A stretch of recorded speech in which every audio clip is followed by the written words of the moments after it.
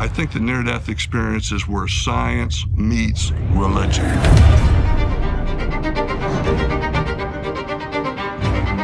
There is a process of dying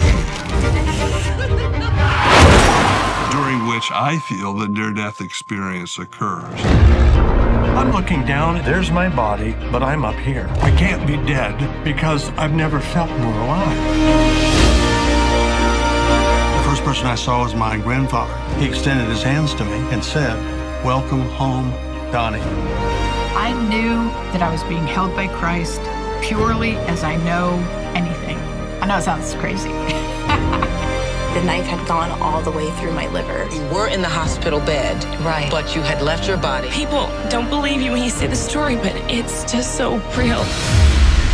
What I've tried to do is put data out there that's been scientifically, rigorously collected. What really convinced me is that when they would come back, they actually saw what was going on in the room, even though they were unconscious.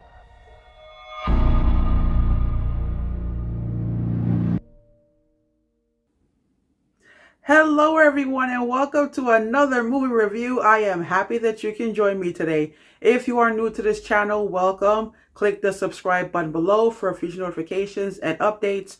Click the like button and please share this content with other movie fans. So last weekend I went to see a new documentary at the theaters called After Death.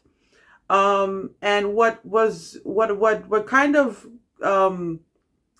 brought this to my attention was I was surfing on Google and I came across an article about this film that I did not even see the trailer for, and it was distributed by the same studios that brought us the sleeper hit over the summer, The Sound of Freedom, starring James Caviezel.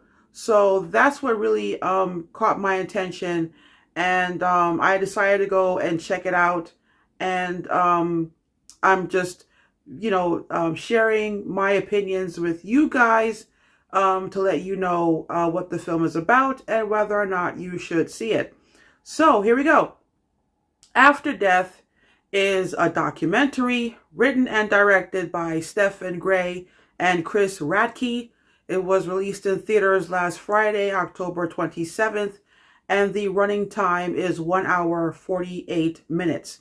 And it was distributed by Angel Studios. And what they decided to do was create the same Pay It Forward campaign that they created for The Sound of Freedom. And so you can go on their website, buy a ticket for someone else in case someone wants to see the film but cannot afford a movie ticket. So, what is After Death about?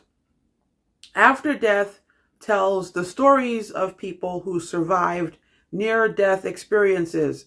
The film starts off with the story of a pilot who was clinically dead in a plane crash, and he saw himself in the wreckage and then came back to life.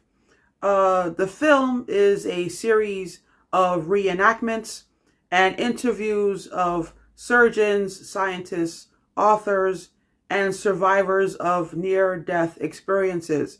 There is actually one story in which a near-death experience survivor was recorded on video, on audio, and he was explaining that the reason why he kept his experience a secret is because he didn't want people to think that he was crazy. And so this was something that he shared confidentially with his therapist. And so when you're hearing the audio, it kind of gives you chills a little bit. The common signs that appear in each experience, and these are stories that the signs are something that you hear over and over and over again,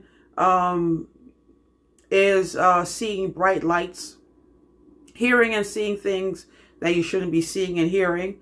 A lot of survivors experience detachment from their body, as if to say they're looking at themselves.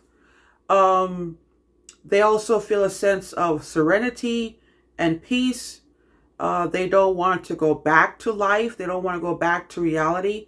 And sometimes near-death experiences could be the exact opposite, where they feel like they've experienced a brief moment in hell and they want to go back and wake up. So sometimes they feel like they've gone to heaven, and sometimes they feel like they have gone to hell. I'm going to give this film 3 out of 5 stars. The movie, in my opinion, would have been better if it was released on streaming like Netflix, Prime, Hulu. I don't think that it's worth the price of a movie ticket like The Sound of Freedom. And in my opinion, there were certain spots in the film that I felt was kind of slow and boring. And I have to be honest that certain parts of the film put me to sleep. On the other hand, there were some profound parts that that really gave me food for thought. And I personally am glad to see it in theaters. I don't know if this movie will ever be released on streaming. If it is, I suggest that you watch it for yourself.